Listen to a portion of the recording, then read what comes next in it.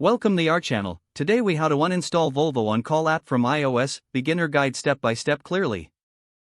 To uninstall the Volvo On Call app from your iOS device, start by locating the app icon on your home screen. Press and hold the icon until all the apps begin to jiggle. Once the apps are jiggling, look for the small X in the corner of the Volvo On Call app icon. Tap the X to initiate the uninstallation process. A confirmation message will appear, asking if you are sure you want to delete the app. Select Delete to confirm the removal of the app from your device. After the app has been deleted, press the Home button or swipe up from the bottom of the screen to stop the jiggling.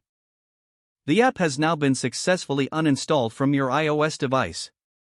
To ensure that all data associated with the app is removed, consider going to Settings. Navigate to your Apple ID at the top of the Settings menu.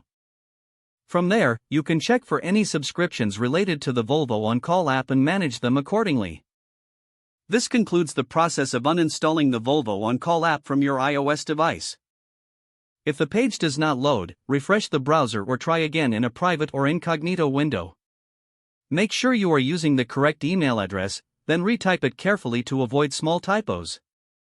If your password is not accepted, use the reset option and create a new strong password you can remember. Check your spam folder for verification or security emails, then complete any requested confirmation steps.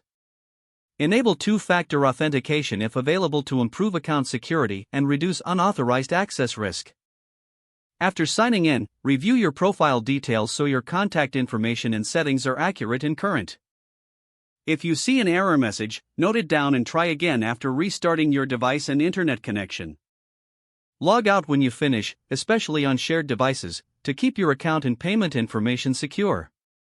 If the page does not load, refresh the browser or try again in a private or incognito window.